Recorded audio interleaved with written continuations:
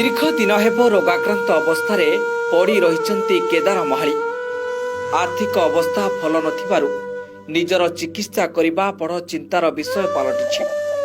आउ किभली निज स्वामीर शरीर सुस्थ करिवे चारिआडे कही कही मध्य निराश होउछंती केदार महाली पत्नी। आमे कहूचु केन्द्रापड़ा जिला मार्साखाई ब्लॉक अंतर्गत माणिकपुर ग्रामर केदार महाली कथा। आज को 2 वर्ष हेब मुंडरे आघात हेबारु ब्रेन काम करुनी। एहा सहित शरीर अक्षम होई पड़िछि, जहा फଳରେ उठा बसा करबा सबु बंद होई जाइछि। खाली सेतिकि नुहे, नड़ा छपर घर जराजीर्ण अवस्था वर्षा हेले घरे पानी पसी कांथ फुसुड़ी पड़िछि। कुनी कुनी पिलांकु नै चलिबा बड़ कष्टकर होई पड़िलानी। एही खबर गणमाध्यम प्रसारण पर खबर देखि साहाय्यर हाथ बढ़ाइछंती केन्द्रापड़ार अग्रणी संगठन गोपबंधु सेवा संगठन। प्रथमे परिस्थिति देखिबा परे घर उपरे पाल खाइबा पई राशन सामग्री पिलांको पई पाठ पढ़िबा खर्च जोगाई देबा सहित प्रशासन और मेडिकल टीम को जोगाजोग करथिले। स्थानीय तहसीलदार रेडक्रॉस रु आर्थिक सहायता जोगाई दैछंती। या सहित मेडिकल टीम तांको घरे पहुंची केदार को संपूर्ण चिकित्सा जोगाई देबे बोली प्रतिश्रुति दैछंती। गोपबंधु सेवा संगठन एभली कार्य को पीड़ित परिवार और ग्रामवासी माने भूरी भूरी प्रशंसा। आम माणिपुर ग्रामर केदार महाली बहुत दिन घरे पड़िकी असुस्थ अवस्था थिबारु ता परिवार पोषण करने को कहीं नथिबारु बहुत असुविधा रे थिला।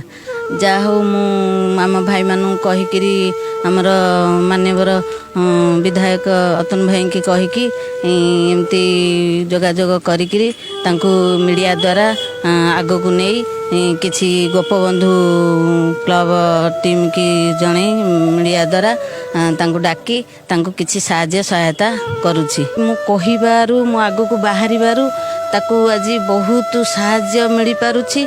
आ मु एतिकी भी भगवान कतरे प्रार्थना करुछि जगन्नाथ कृपारू को मेडिकल साहाय्य करिकरी तो ट्रीटमेंट करिकरी भल कर दियंतु। मु ठाकुर कतरे प्रार्थना करुछि। तो सहायता हाथ बढ़ारू तापर किछि सरकार सहायता किछि मिलला उटे उपकृत मो दादा अक्षम आजिकली दादा प्लेट पड़ी ब्रेन काम करना फंक्शन करने रक्तटा जो शुखला जाम हो केमी सरकार तो सहायता मिले ट्रिटमेंट करा भल उन्नत धरण चिकित्सा करा एति विनोद अनुरोध ओडिशा सरकार को विनोद अनुरोध कि मो दादा को भल हो सुस्थ सबल हाँ ना केदार महाली सी तांकर घर जराजीर्ण अवस्था जहाँकि से काम करते बाहर मुंडरे कौन गोटे पड़ी ब्रेन फंक्शन करूनी जहाँकि परिवार उपर न्यस्त करूला।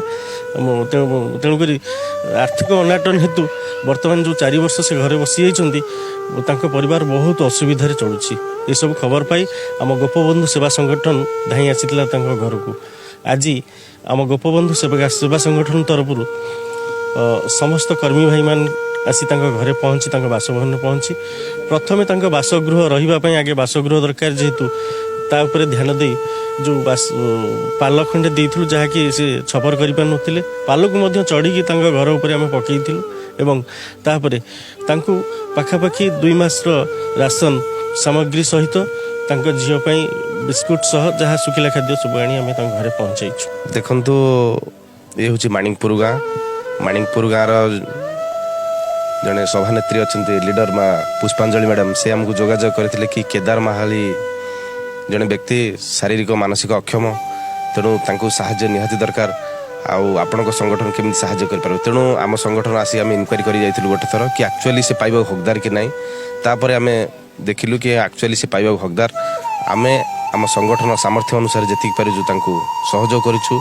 खंडे पाल देचु बासगृह जेहेतु छपर होनी 5-6 वर्ष लगुच देखिले भांगी तुटी गला पाल खंडे देचु चाउल आउ राशन सामग्री किसी आर्थिक सहायता करूँ। तेणु गोपबंधु सेवा संगठन लक्ष्य उद्देश्य आभिमुख्य सबुबले नियारा।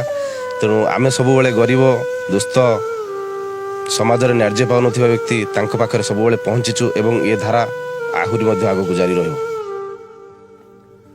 Kendrapara Mukteshwar Swain report focus plus.